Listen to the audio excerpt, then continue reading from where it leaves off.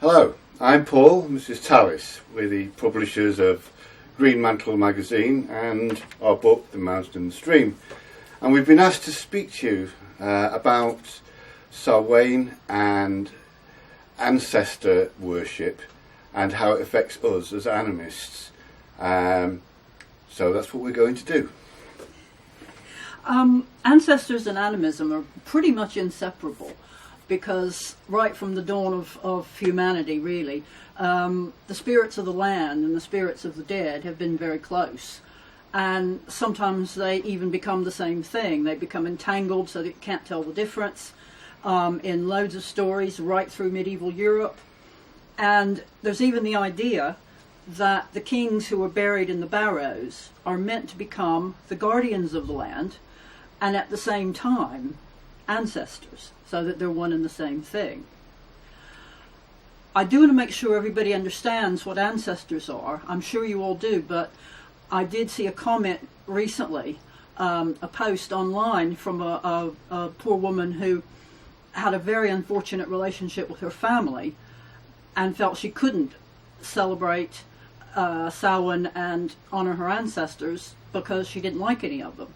So ancestors can be friends who have passed on. They can be your distant ancestors that you don't know anything about, really. They can be your spiritual ancestors, elders and teachers. They can even be a special pet. As animists, we don't really celebrate our lost ones, our deceased and our ancestors at Samhain, because we tend to celebrate them at the times of their passing or times or events that were important to us as personal level. As far as people that we don't know, our distant ancestors, we feel that we actually honour them throughout the year, through the seasons and through the land itself, and the spirits are both there, intermingled. So we don't need a specific time, although I can understand it being a great sort of event to have one day to celebrate them. But we ourselves don't do that. Because? Well, I mean, what we do, the mythology, particularly from Ireland, is where most of the mythology actually centred around Samhain comes from. And it tends to emphasise the old idea, the ancient idea of the dangerous dead, and evil spirits and harmful spirits and all that kind of thing. And that's the thinness of the veil is all about the harmful things that can come in.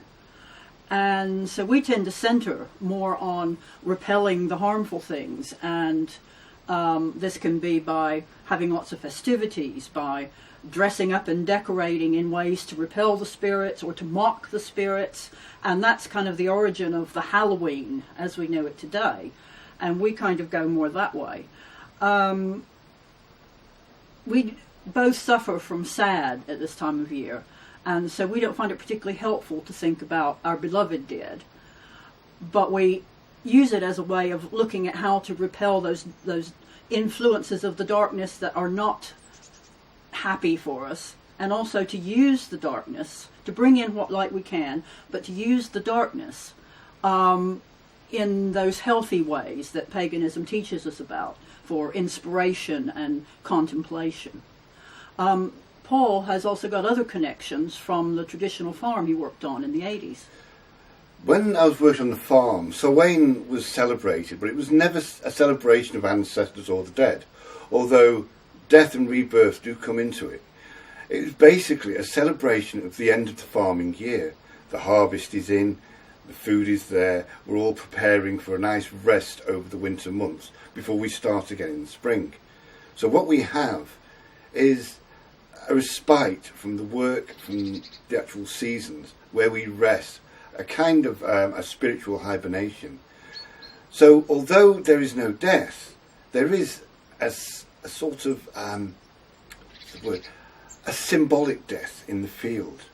At each harvest, an ear of corn is left as a sacrifice, and so that in itself is a way of showing the death of the year. And like the tarot cards, death is not a literal sense. It's more like a change, a death of a circumstance, a shift, and that's basically what it is. a restful time going from the end of the working year to the beginning of the new year, the death and rebirth. And that is where the Samhain is really celebrated. Not celebrating the death, but celebrating the change and the new beginnings that lie ahead for us. We hope you enjoy your Halloween or Samhain. Blessed be.